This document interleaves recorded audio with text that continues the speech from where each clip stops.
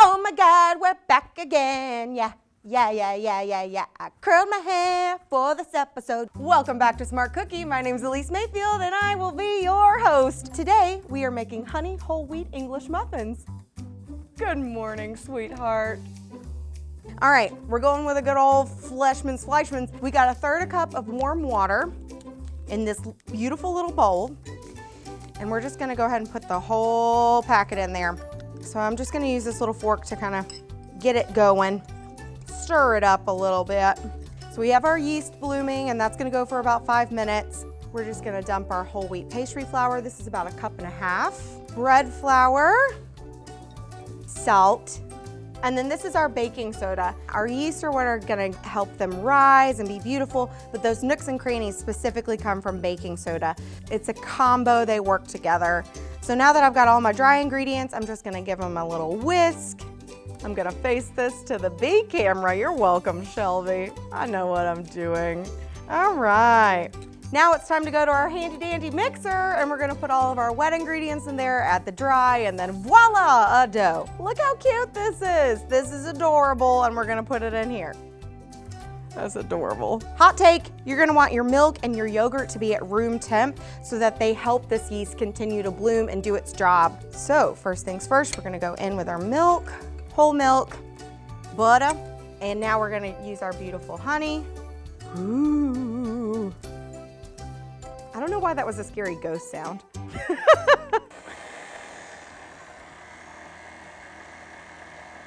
All right, that's combined enough. So now that this has come together, you can also see that our yeast has started to bloom. It looks real weird. So we're gonna pour our real weird. Gross. We're gonna give that a mix. Okay. Great. So we got our wet ingredients. Now we're gonna add our dry. I'm using 1/3 cup measuring cup. You could use a spoon or 1/4 cup, whatever you feel like. If you wanna use your fingers to toss it in there, hey, you do you. You can't add all of the flour all at the same time because then you're gonna have a flour explosion and don't comment on my videos if you have to clean up flour all over your kitchen cabinets. It's not my fault.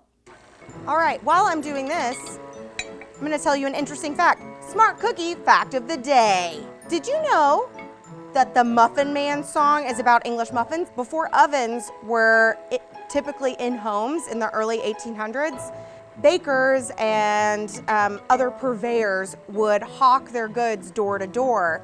And that's where the song, "Do You Know the Muffin Man" came from. You know? Do you know the Muffin Man, the Muffin Man, the Muffin Man? Do you know the Muffin Man who lives on Drury Lane? Yes, he sells me muffins. Thank you. You can kind of tell already this is starting to form a really thick dough, and that's exactly what you want to see. So you're gonna let this go for 5 minutes. So in the meantime, we're just gonna wait on this to make a dough.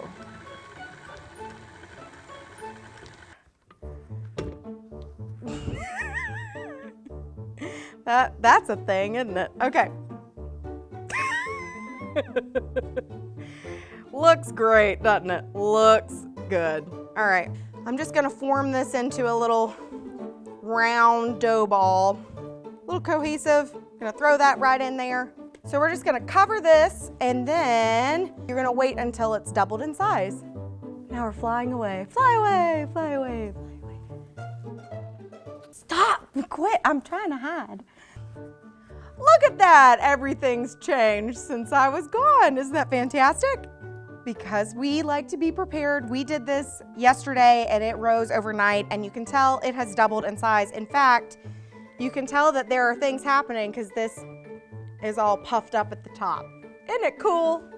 So I've got some bread flour and I'm just gonna lightly flour my surface. And then we're gonna take our little dough baby out. And all I'm gonna do is kind of pat this into a rectangle until it's maybe about 1/2 inch thick, 1/4 of an inch thick. Great. So we're gonna cut these into little circles. This guy wanted to be a little bit bigger. He's fine, you know? Everyone's different. He's just gonna be like the grandpapa, and the other ones are gonna be kind of normal.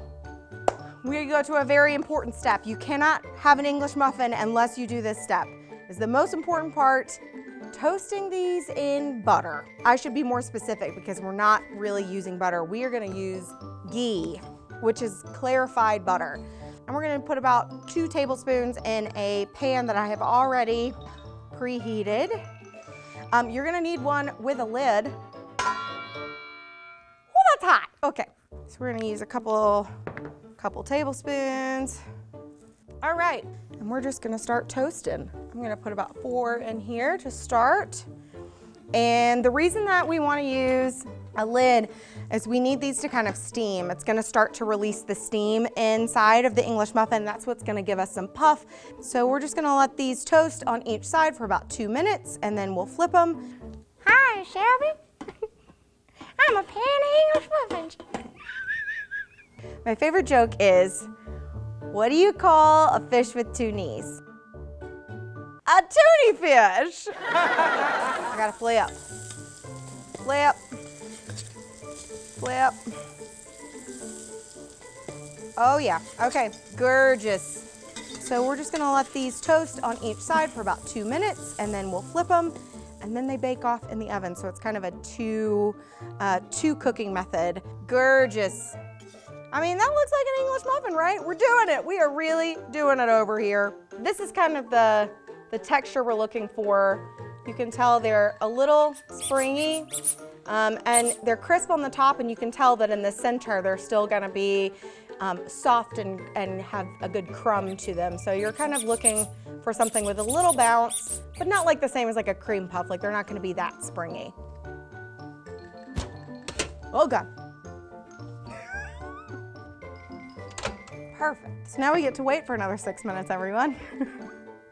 It's my favorite part of doing a baking show for the internet. Look at those. This guy knows what's going on. He is really large and in charge. This is gonna be really difficult, but you're gonna be okay. You need to let these sit for like 5 minutes. So right now there's still a little bit of steam happening on the inside. That's gonna create some of our crumb structure. So you have to let them sit for 5 minutes, but I promise they will still be warm and you will be okay. Now, you may have also heard the phrase fork split when you talk about an English muffin. A knife would kind of cut right through, so we are just going to use a fork to split this guy. Beautiful. Perfect. So there's our English muffin. We fork split. Now you can't have an English muffin without some butter. So we're just gonna, oh yeah, oh yeah. And there is our honey whole wheat English muffin. Let's have a spot of tea, shall we? A spot of tea with our English muffin, except English muffins are not English. That's fine. And then I think, I don't know, jam goes well after your butter has melted. Let's break into the Smuckers. Oh yeah. Where did this tiny baby spoon come from? I didn't even see it there. It snuck up on me and it's so cute. All right. Oh yeah. Strawberry jam. Getting my hand out of the way of the camera. You got your cornmeal crust.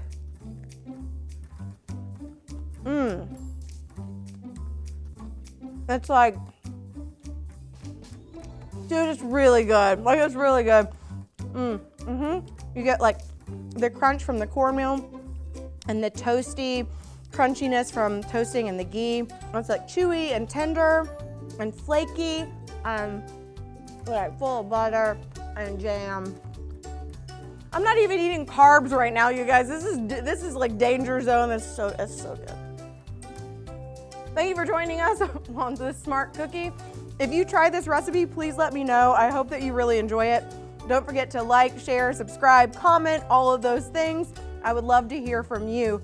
So, with that being said, I'm gonna go finish this English muffin and probably have another cup of coffee. Oh yeah.